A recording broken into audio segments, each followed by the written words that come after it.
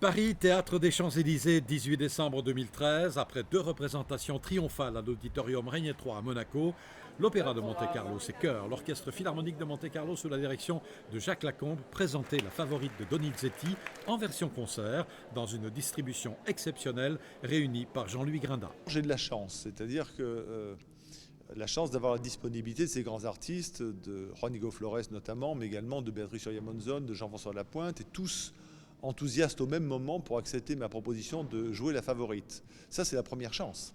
Après, il faut organiser cette chance pour en faire un succès. Je crois que ça a été fait en principauté.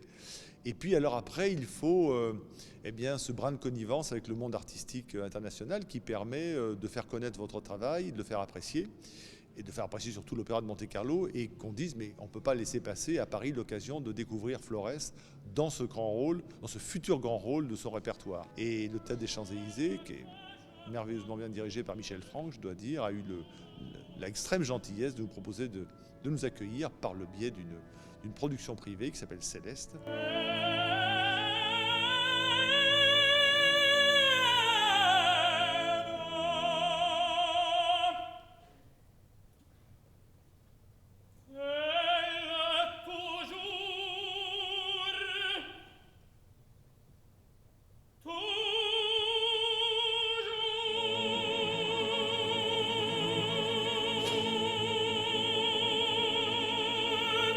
Quelle est votre opinion à vous sur cette œuvre de Donizetti?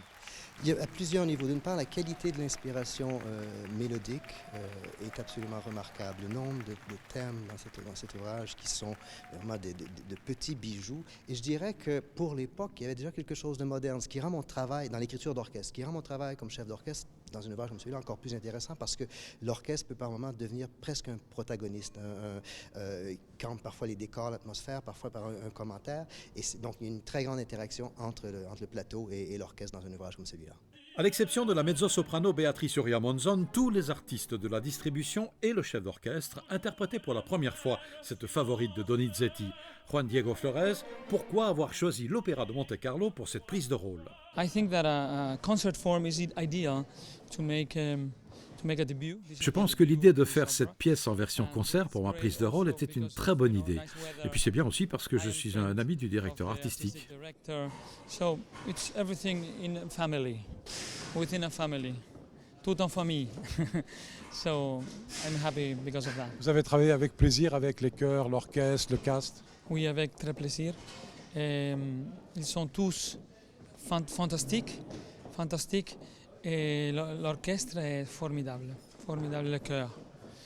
Et le cast, et le maître d'orchestre, tous.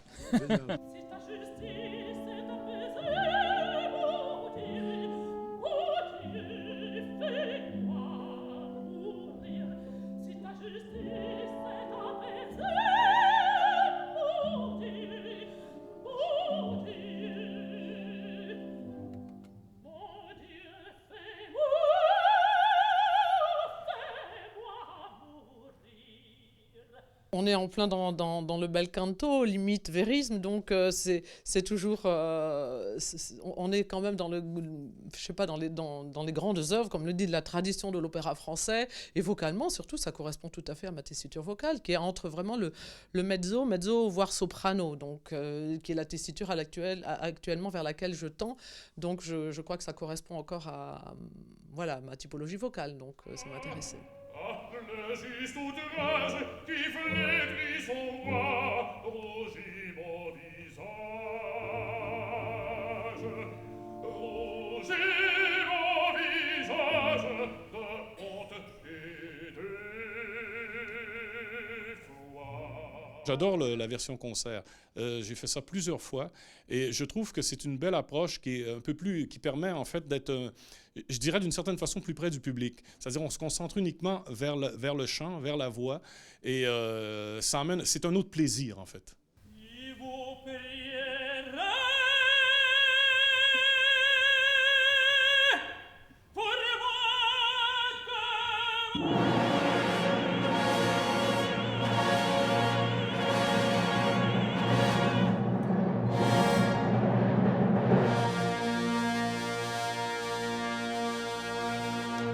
Comme à Monaco, le Théâtre des Champs-Élysées a fait un véritable triomphe à Juan Diego Flores et à tous les artistes de cette production de l'Opéra de Monte-Carlo.